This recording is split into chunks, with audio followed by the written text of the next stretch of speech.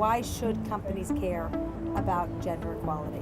Diversity of thought and style. So you could take a lot of middle-aged men and train them to think diversely, or you could take a more diverse group of people and unleash that power. So the sort of business we're in, our customers are mainly women, and it seems bizarre to have a large amount of men trying to work out what women want. You know, we say it's a business imperative. Have you found that this diversity of mindset is really working for you in your company? Do you notice a difference? I believe it too. It comes down to innovation.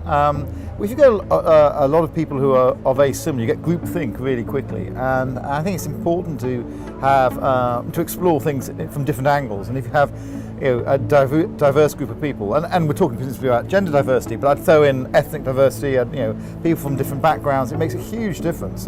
Business and creativity and trying to find new ways of doing things that are better than what you've done before and better than your competition is what we should all be striving for. I mean, is there something that Unilever has done differently recently? I insisted that the 6 people that I interviewed, there would be 3 men and 3 women. Now, if I interviewed 5 men and 1 woman, the chances are that a man would get the job, because you're going to pick the best person, and if you've got 5 versus 1. But if you start and you actually push the problem down and say that I want the recruiters to worry about getting the right people in front of you, and I want to have a balanced slate, half men, half women, then I think you go ahead and just pick the best person. We obviously have an overview of the trend of where we are, and we have been increasing the percentage of women, and we're all committed. So from a Unilever perspective, you have been, as an organization, so committed to advancing equality. What is the kind of things that you guys are working on within your organization? We've been discussing as we have internal diversity targets and a commitment to having a more diverse workforce. But then we're also the second largest advertiser in the world, and one thing that we've been working on, we were one of the co-founders of #SeeHer, #SeeHer, which you of course know so well as being there at the very, very beginning, and well done for all you've done on that. It's brilliant.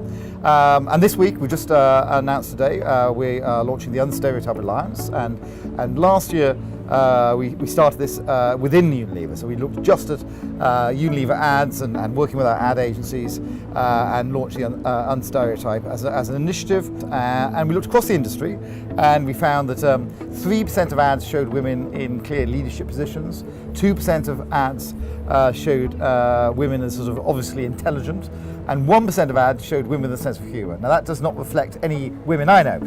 And if we can remove those stereotypes and put more progressive images, that would be good for society. But having said that, what we also found is the more progressive ads were more effective. In fact, 25% more effective. So this isn't just a moral issue, this is an economic issue. To eventually go beyond just gender, I think stereotypes are in all shape and form. So what's your advice to companies, big corporations today, to really walk the talk, to take that next step? I'd say the first thing, I do think you sort of got to believe it first. It is a tough road, and there's big bungee cords holding us back to the past. And I think you only make progress by going at it. So persistence, if your persistence is more than the resistance, you break through. But if you don't persist, it doesn't happen. So what we're establishing here is purpose, passion, and persistence. Recipes for success. 3 Ps.